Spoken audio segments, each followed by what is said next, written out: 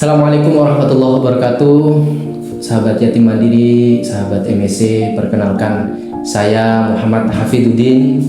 Saya saat ini alhamdulillah diamanahi oleh Yatim Mandiri sebagai Kepala Cabang Yatim Mandiri Batu.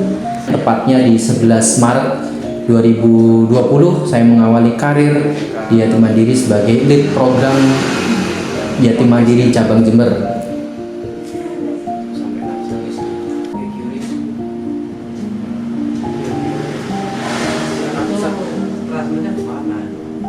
Kalau Palestina ke cabang semua. Saya juga sebagai alumni dari program unggulannya Yatim Mandiri, yaitu program Mandiri Entrepreneur Center atau biasa kami singkat itu sebagai MSC. Alhamdulillah saya masuk MSC di tahun 2000 pertengahan 2017 dan saya lulus di pertengahan 2018. Jadi pendidikan ini kurang lebih selama 1 tahun pendidikan. Jadi saya angkatan 13. Kebetulan dari beberapa prodi saya tertarik di desain grafis. Nah, kemudian untuk lokasinya kalau di tahun 2017-2018 ini ada 4 lokasi ya. Yang pertama di Surabaya, Sragen, Semarang, dan Bogor. Carilah ilmu sampai ke negeri Cina, karena di Cina saya tidak sampai. Bismillah, dari 4 ini yang terjauh dari asal daerah saya adalah Bogor. Bismillah, saya ambil di Bogor. Kemudian prodinya, ya program studinya adalah desain grafis. Di Bogor ini MSc ya bersinergi dengan pihak kampus lain. Nah, nama kampusnya adalah El Rahman.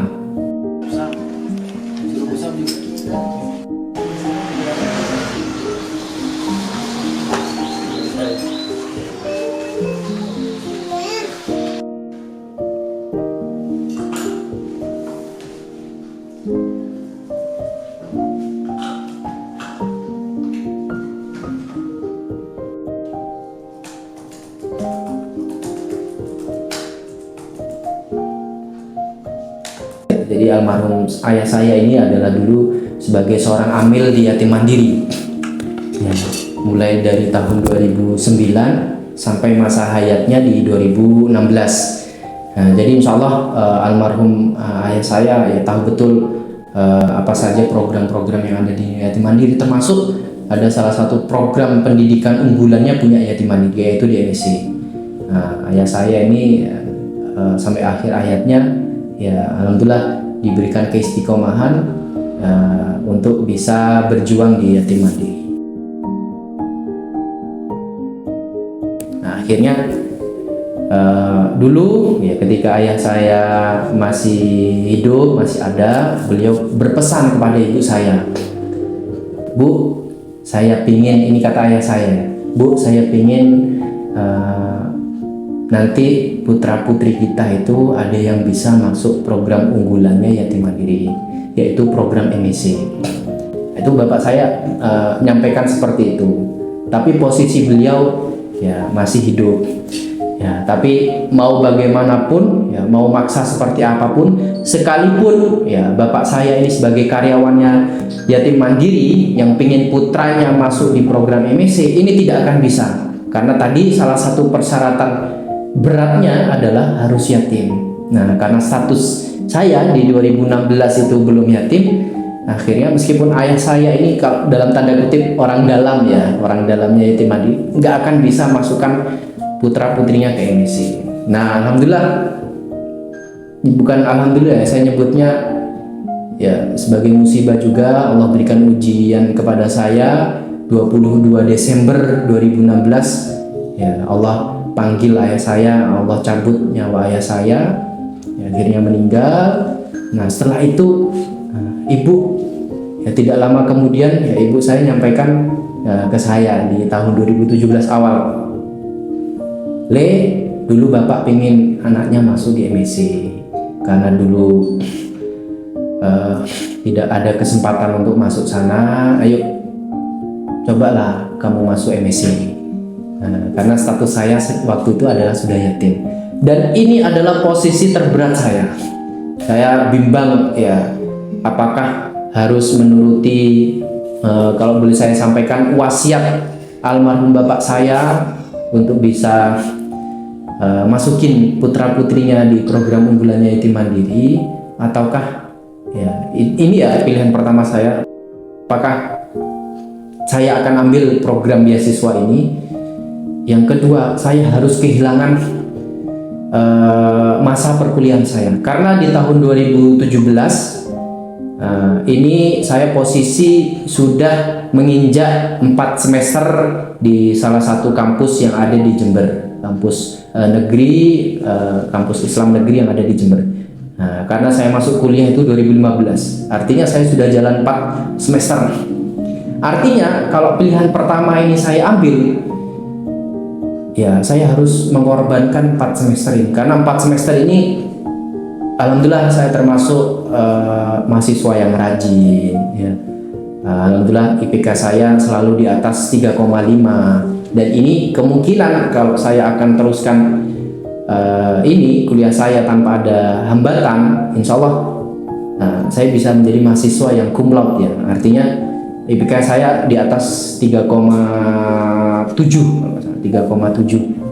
artinya tidak ada selama 4 semester ini tidak ada mata kuliah yang saya tinggalkan, tidak ada mata kuliah yang harus mengulang, tidak ada mata kuliah yang dapat nilai C atau B.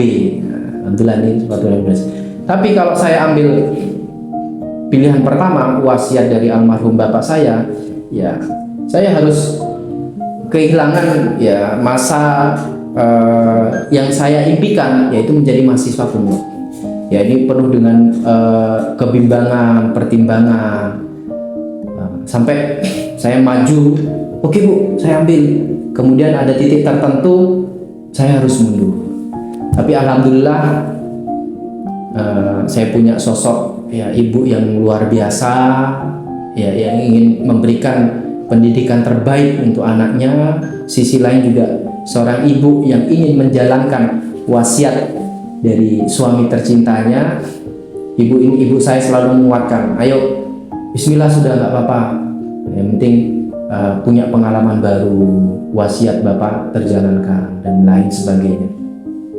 Alhamdulillah di pertengahan 2017 ya bismillah ya, saya ambil keputusan berat ini. Saya harus meninggalkan 4 semester yang sudah saya tempuh ya, meninggalkan teman-teman saya yang seperjuangan di kampus, karena selain itu saya juga aktif ya di kegiatan-kegiatan organisasi di kampus ya, termasuk saya menjadi delegasi kampus, diberangkatkan ke Jakarta untuk menjadi delegasi organisasi perkumpulan bahasa Arab, diberangkatkan Jakarta ke Jogja ya bismillah, karena ingin menjalankan wasiat almarhum bapak ya, saya ambil keputusan pertama.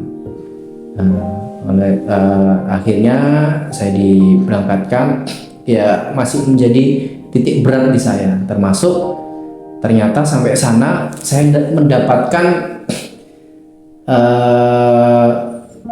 istilahnya kezongan yang luar biasa. Kenapa? Ya karena pada masa orientasi itu ya saya kira di program MBC ini hanya sekedar duduk menjadi mahasiswa, mendengarkan apa yang disampaikan dosen dan lain sebagainya. Tapi lebih daripada itu, ternyata banyak pengalaman-pengalaman baru, perjalanan hidup yang saya dapat.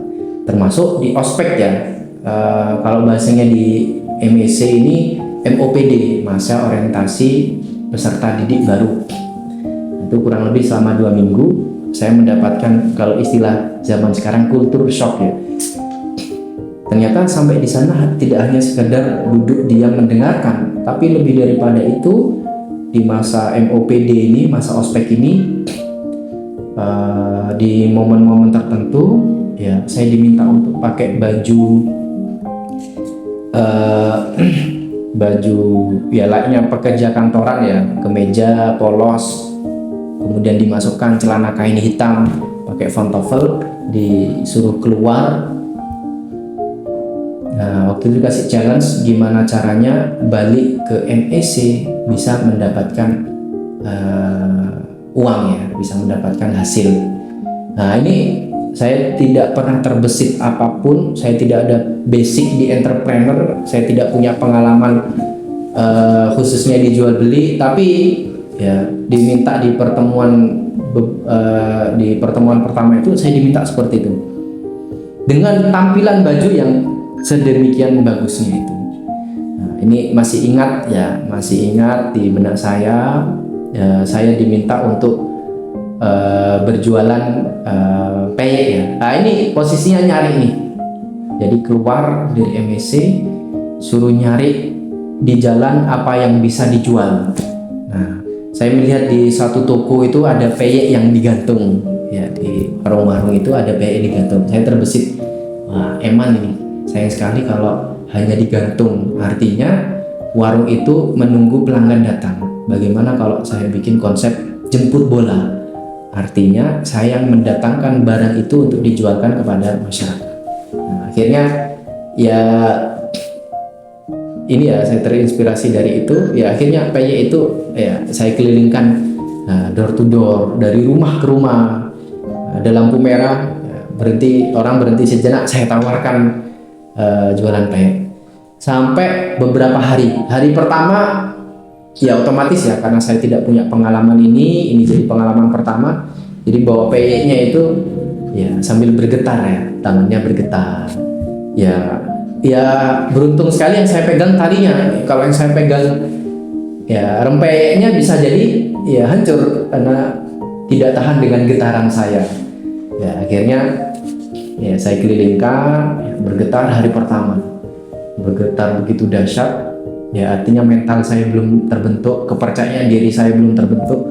Hari kedua masih sama, hari ketiga jalan 1 minggu ternyata jadi sesuatu hal yang sangat-sangat biasa, dan itu jadi pengalaman baru yang itu menurut saya sangat-sangat luar biasa. Jadi dan jualannya bergantian. Jadi ada rempeyek, kemudian susu kedelai, jualan madu, jualan gorengan dan lain sebagainya. Alhamdulillah jadi pengalaman luar biasa. Dan hasil uangnya itu ya saya kira ini disetor untuk MSC ya, jadi kasnya MSC, jadi uang pemasukannya MSC. Ternyata tidak. Ternyata pihak MSC tidak mengambil sepeser pun dari hasil jerih payah saya berjualan barang-barang tadi. Ternyata ya 100% dari hasil jualnya adalah murni masuk ke tabungan pribadi. Apa yang diambil MSC? MSC tidak mengambil sepeser pun, 1 rupiah pun dari hasil jualan. Ternyata masuk ke tabungan pribadi. Oh, ternyata tujuan dari MSC ya, bikin challenge seperti ini, pakai baju bagus, pantofel dan lain sebagainya, ternyata untuk melatih mental. Mungkin di awal dulu saya buat apa sih kayak gini-ginian ya kalau boleh saya sampaikan, dari satu angkatan ya kurang lebih ada 100 peserta didik. Kebetulan saya termasuk yang paling tua karena waktu itu syarat maksimal bisa masuk MSC adalah umur 21 tahun. Kemudian yang lainnya itu lulus SMA, artinya umur 18-19 ya, tapi kalau di masa umur 18-19 oke lah. Itu mungkin ya oke lah, masih muda, jiwa energiknya, lulus SMA masih bingung kemana. Tapi saya posisi pada saat itu sudah tidak bingung ya, saya posisinya sudah kuliah ya. Hal-hal ini saya remehkan ya, hal-hal seperti tadi ketika ospek itu saya remehkan. Ternyata setelah jalan beberapa minggu ya saya akhirnya jadi tahu ternyata tujuannya seperti ini, ternyata hikmahnya seperti ini dan lain sebagainya. Ya, kemudian nah itu ya perjalanan termasuk cerita perjuangan saya termasuk di Bogor ya. Jadi masa 2 minggu di Surabaya, kemudian diberangkatkan ke Bogor dengan 10 ya, dengan 9 teman saya, artinya 10 yang ngambil pendidikan di Bogor. Di Bogor juga jadi pengalaman yang baru bagi saya ya. Selain juga saya ya punya dilatih jiwa-jiwa entrepreneurnya, saya juga dibekali jiwa-jiwa skill saya, kemampuan saya, yaitu mendesain desain grafis. Saya dibekali ilmu-ilmu seperti itu. Jadi lambat laun saya tidak hanya beberapa bulan di Bogor, saya tidak hanya jualan barang-barang saja, jualan peyek, jualan kalau di Bogor ini variannya lebih banyak, gorengan, kemudian air mineral dan lain sebagainya.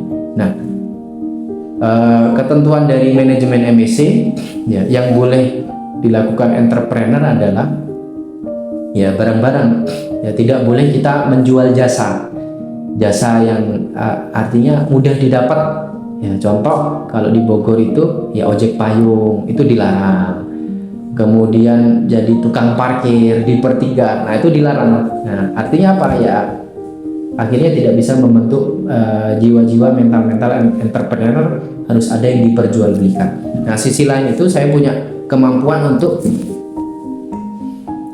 desain grafis, sampai akhirnya saya punya titik selama melalui proses pendidikan di kampus kolaborasinya MSC, saya punya skill mendesain, termasuk beberapa kafe di sekitar asrama itu saya bantu desainkan.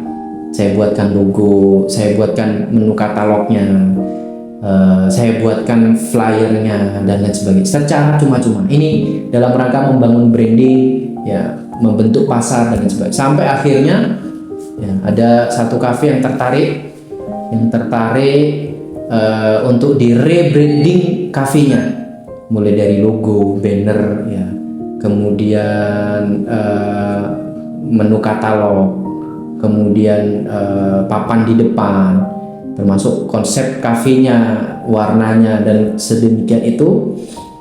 Saya di challenge oleh ownernya kafe, alhamdulillah sampai saat ini masih sambung silaturahim. Saya juga diberikan bisyarah yang menurut saya itu besar dan luar biasa. Akhirnya saya punya pengalaman rebranding salah satu kafe yang ada di Bogor yang itu dekat asrama. Jadi selama 6 bulan ini beasiswa di MSC dicabut sepenuhnya, kecuali living cost asramanya. Kita dikasih numpang untuk tinggal dan beraktivitas di asrama. Selebihnya 3 bulannya bagaimana? Saya benar-benar dikasih challenge, opo carane, bahasa Jawanya, gimana caranya bisa hidup di tengah-tengah kota yang luar biasa, di Bogor khususnya, dalam waktu 3 bulan ini. Artinya sudah nggak dapat beasiswa makan, termasuk beasiswa saya karena ini kolaborasi dengan kampus lain, artinya ada tanggungan yang belum ditanggung oleh MSC. Tugas akhir itu sama MSC sudah tidak disupport, artinya biaya sidang, kemudian biaya wisuda, biaya cetak, karena layaknya seperti bikin skripsi ada 5 bab, dan biaya penelitian tidak disupport oleh yatim mandiri khususnya di MSC, termasuk makannya. Sampai saya pernah, dan teman-teman saya yang ada 9 ini 10 perjuangan ini, sampai di titik jalan 1 bulan pertama kita masih punya tabungan. Masuk bulan kedua, sampai pernah teman saya termasuk saya, karena masih proses kuliah berangkat jam 7 pulang asar, kecapean, pulang kuliah capek dan males untuk entrepreneur, males untuk mencari hasil di sore harinya. Akibatnya apa? Sudah otomatis paginya sudah yakin 100% tidak akan bisa sarapan. Nah, ini jadi challenge yang luar biasa Jadi ada di titik kalau kita males entrepreneur, males mencari hasil, sudah rasakan akibatnya, dan itu konstan langsung. Akibatnya nggak lama, nggak nunggu sebulan, nggak nunggu seminggu, tapi besok paginya sudah otomatis tidak makan. Dan ini sering terjadi. Akhirnya gitu.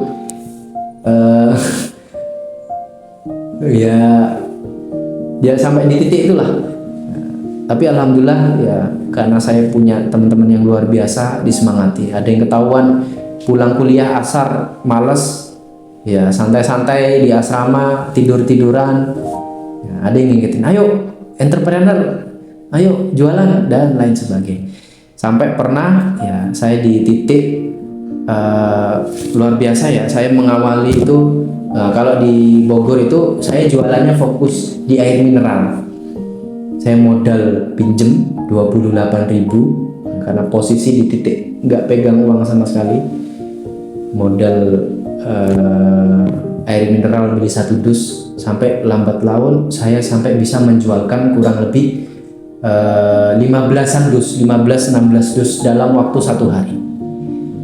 Saya bisa menghabiskan 15 dus dalam waktu 1 hari dari jam 5 pagi sampai jam 8 pagi ketika hari Minggu, khususnya di Car Free Day. Ya, ini jadi capaian yang luar biasa, pengalaman saya nggak kebayang ya. 1 dus itu isinya 24 dikalikan 15 ya, artinya 300-an botol saya bisa menjual sampai habis. Nah, ini jadi pengalaman luar biasa. Sampai akhirnya ya saya punya gerobak ya seperti cilok ya, gerobak seperti cilok, tapi saya ganti jualan jasuke, jagung susu keju. Jadi kalau pagi sebelum berangkat kuliah, subuh ya, subuh sebelum subuh saya jalan ke pasar, karena di MSC ini kami tidak difasilitasi kendaraan ya, jadi kemana-mana ya kita jalan. Saya ke pasar ya, jalannya kurang lebih kalau jalan kaki itu setengah jaman lah. Subuh beli jagung ya, bawa 1 karung ya, sampai 10 kiloan kalau nggak 10 kilo sampai 15 kilo bawa jagung. Kemudian dipreteli ya, dibukai kulitnya, terus ada serabut-serabutnya, dipotongi, diambil jasuke lah, kayak diambil bijinya ya, bijinya diambil sampai tangan saya ini pernah di momen ya apa istilahnya kasar, keras ya, karena terlalu sering ngupasi. Itu saya lakukan setiap hari sebelum berangkat kuliah di jam subuh ya. Kemudian langsung setelah itu saya rebus, kemudian saya jualkan keliling ke sekolah-sekolah. Jadi kalau kuliah saya masuknya jam 7:30 ya, saya jam 5:30 itu sudah berangkat standby di depan sekolah ya, khususnya SD ya, jualan jasuke. Alhamdulillah anak-anak ya, luar biasa. Selain jualan, saya punya trik khusus untuk mendatangkan konsumen saya dari anak-anak SD ya, kasih sulap-sulap, trik-trik sulap sederhana ya, itu memancing anak-anak ya. Akhirnya ayo, kalau mau trik yang lain beli dulu dan lain sebagainya. Nah itu kemudian jam 7 berangkat, 7:30 masuk, asar pulang, jualan air mineral. Begitupun aktivitas saya sehari-hari sampai akhirnya ya, ternyata 3 bulan ini saya bisa hidup ya tanpa ada hambatan ya, meskipun ada kerikil-kerikil tadi ya. 3 bulan ini bisa loh ternyata MSC mencabut beasiswa saya, termasuk di tugas akhir itu ya saya bisa menuntaskan, saya bisa membiayai penelitian saya bisa membiayai print out, termasuk ya sidang itu kan juga memerlukan dana, termasuk wisuda ya, ada iuran yang harus dibayarkan ya, saya bisa menghidupi, membiayai dari situ. Nah itu kurang lebih perjalanan saya ya. Hikmah terbesar yang saya ambil adalah ya, seperti dalam sebuah makalah al yadul ulya khairum min yadis sufla, jadi tangan di atas lebih baik daripada tangan di bawah. Mungkin sebelum saya masuk MSC, mungkin sebelum bapak saya masih hidup, tangan saya pasti di bawah ya. Jangankan beli bensin ya, untuk ya ban motor kempes di situ harus ditambah angin pun saya nggak punya uang ya. Artinya saya pasrah penuh ya, seluruh pengeluaran yang saya keluarkan ya semuanya 1000% disupport oleh orang tua saya, apalagi pulsa, apalagi beli HP dan lain sebagainya lah ya. Kalau isi ban aja saya harus minta ya, apalagi di atasnya. Tapi alhamdulillah hikmah dari wasiat almarhum bapak saya, hikmah dari keinginan ibu saya, ini merubah yang semula tangan saya di bawah, ya Allah berikan, anugerahkan tangan saya bisa ada di atas. Artinya ya secara bertahap ya, saya sudah tidak lagi minta dana lagi ke ibu saya, sudah minta apalagi ya beli bensin dan lain sebagainya. Termasuk setelah lulus MEC, saya harus kembali lagi ke kampus saya sebelumnya. Saya harus menjalankan pendidikan saya di perguruan tinggi. Masih ada 4 semester yang harus saya tuntaskan. Dan alhamdulillah, karena di MEC ini merubah derajat saya, UKT ya, UKT kebutuhan kuliah dan lain sebagainya, seluruhnya bisa saya tanggung secara pribadi. Meskipun pada saat itu saya belum benar bisa menjadikan tangan saya di atas, saya belum bisa memberikan secara finansial kepada ibu saya, tidak bisa membiayai sekolah adik saya. Tapi ini jadi capaian luar biasa bagi saya, bisa merubah. Tapi lambat laun alhamdulillah ya, sampai sekarang detik ini ya, saya bisa membiayai adik saya, memberikan secara finansial kepada ibu saya. Nah, ini hikmah yang luar biasa bagi saya. Ditambah lagi saya bisa mengabdikan diri dan kembali kepada yatim mandiri yang selama ini, yang pada waktu itu ya memberikan saya pengalaman dan pelajaran hidup yang luar biasa. Ya, saya dulu mengawali karir itu sebagai fundraiser, sebagai jaga ya, fundraiser di Gerai Zakat. Waktu itu di Ramadan tahun 2019 saya mengawali karir di Yatim Mandiri sebagai itu, belum terhitung sebagai karyawan.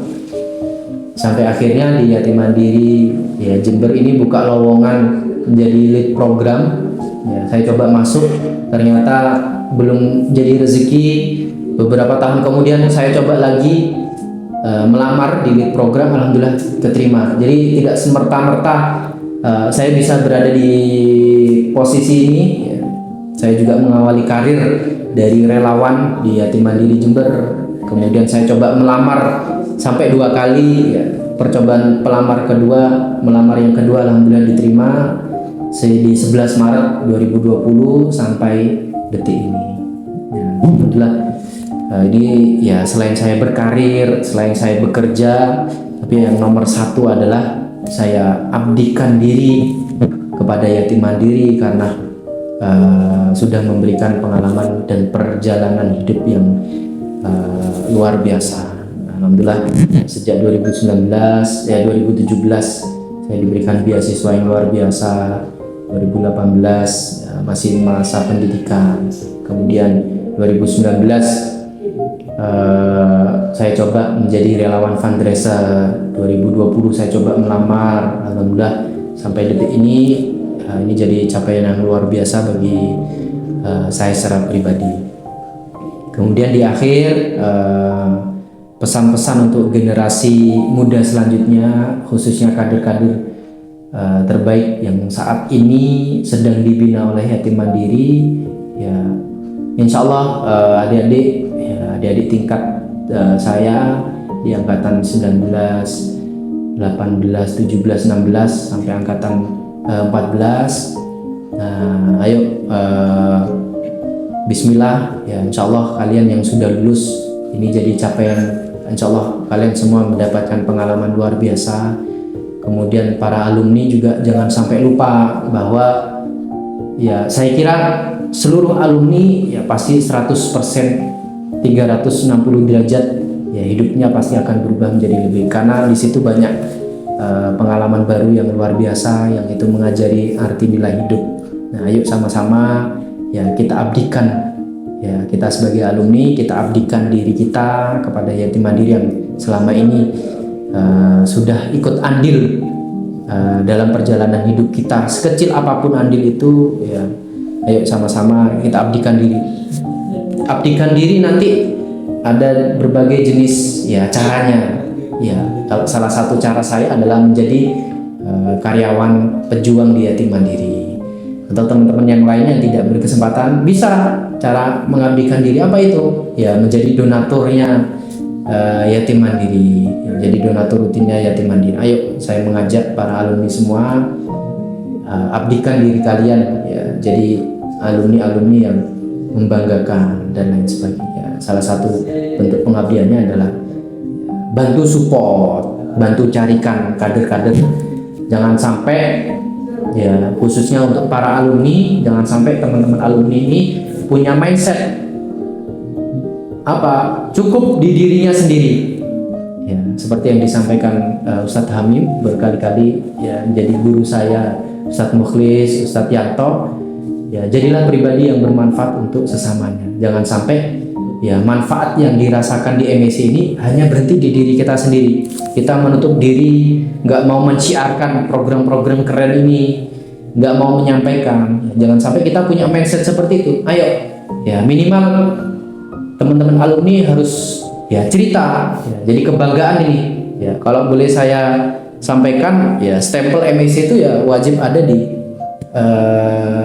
dahi kita ya, artinya kita harus bangga jadi alumni ya, harus menciarkan, harus menceritakan ya, termasuk saya menjadi karyawan ini tidak henti-hentinya saya sampaikan kepada tim saya, kepada yang lain ya, saya bangga menjadi alumni MSC ya. Saya harap para alumni semua ya, ayo jadikan kebanggaan yang luar biasa. Lagi-lagi jangan sampai berhenti di diri sendiri, tapi ayo sama-sama menciarkan, cari kader terbaik, menjadi supportnya secara anggaran di MSC, yaitu donasi-donasi, jadi donatur dan lain sebagainya. Nah, untuk adik-adik yang saat ini masih berjuang, ya Bismillah, insya Allah lelah kalian ya mungkin tidak bisa dirasakan saat itu juga. Tapi percayalah, ya ini berdasarkan pengalaman saya, adik-adik akan merasakan manfaat dampak yang luar biasa setelah adik-adik keluar dari MSC. Insya Allah jangan disesali, ya, jangan anggap ini berat dan lain sebagainya. Bismillah, ini insya Allah akan merubah adik-adik sekalian. Nah, untuk generasi muda, ya harapan saya, ya Bismillah. Khususnya adik-adik yatim, kami sebagai alumni, saya mewakili alumni, insya Allah MSC ini akan selalu terus untuk adik-adik yatim ya, khususnya generasi muda yang saat ini duduk di jenjang SMA atau di kelas 12. Ayo saya mengajak ikut di program yang luar biasa ini, karena tantangan zaman sekarang itu, khususnya di dunia kerja itu, pekerjaan itu ya tidak hanya membutuhkan mental yang kuat, tapi adik-adik harus punya soft skill yang itu dilatih di MSC. Termasuk setelah lulus SMA ini, kalau boleh saya katakan, hanya ada 3 pilihan ya, adik-adik mau kuliah atau mau kerja atau jadi pilihan terakhir ya, insya Allah nggak ada masalah ya, dan ini tidak ada larangan ya, nikah ya. Hanya ada 3 pilihan ini ya, kuliah, kerja, atau nikah. Nah, kalau yang sementara yang ketiga ini saya kesampingkan ya, khususnya untuk para adik-adik yang setelah ini mau lulus SMA, saya kerucutkan lagi, pilihan adik-adik hanya 2, mau kuliah atau mau kerja. Lebih dari itu ya, adik-adik akan menemukan kebimbangan. Contohnya mau kuliah tapi terkendala biaya, ada ekonomi keluarga tidak mendukung dan lain sebagainya. Mau kerja, adik-adik tidak punya kemampuan, tidak punya soft skill, akhirnya bingung nih mana yang mau dipilih. Saya sarankan untuk masuk MSC. Insya Allah setelah masuk MSC, jangankan 2 ini, 3 hal pun bisa dilakukan ya. Mau kuliah, setelah MSC mau lanjut kuliah, sangat-sangat bisa, umurnya masih sangat-sangat memungkinkan. Ditambah lagi adik-adik ya sudah punya pengalaman entrepreneur, sudah punya bekal di dunia pekerjaan, artinya nanti bisa menopang biaya pendidikan. Ditambah lagi mau nikah, nggak ada masalah. Nah, alhamdulillah saya 3 ini ya, bisa terlampaui selama saya masa di perkuliahan. Jadi saya wisuda itu ya sudah punya gandengan. Jadi 3-tiganya saya jalankan. Kuliah iya, kerja iya, nikah iya, ditambah bonus lagi seluruhnya ya, jadi tanggungan saya secara pribadi tanpa bantuan secara finansial dari keluarga khususnya orang lain. Mungkin itu, ayo bismillah adik-adik sekalian ya, yang ingin meraih masa depan yang lebih cerah, yang bingung nih antara 3 pilihan ini, insya Allah MEC ini menjadi solusinya ya. MEC ini menjadi solusi utama ya bagi saya, karena tidak hanya sekedar mengajarkan jiwa-jiwa pekerja saja atau jiwa-jiwa sebagai mahasiswa, tapi lebih dari itu adik-adik akan ditanamkan jiwa-jiwa mental, jadi jiwa-jiwa entrepreneur dan lain sebagainya. Artinya ketika sudah lulus, adik-adik sudah tuntas ya, tidak perlu mengkhawatirkan lagi bagaimana nanti mentalku, bagaimana kepercayaan diriku dan lain sebagainya, karena sudah dilatih semua MEC. Mungkin itu dari saya. Bismillah, diniatkan ya menjadi pribadi khairun nas anfa'uhum linnas, jadi pribadi yang bisa memberikan nilai kebermanfaatan untuk yang lebih, menjadi pribadi yang lebih bermanfaat untuk yang lain. Mungkin itu dari saya, lebih kurangnya mohon maaf. Saya ucapkan terima kasih. Saya akhiri, wassalamualaikum warahmatullahi wabarakatuh.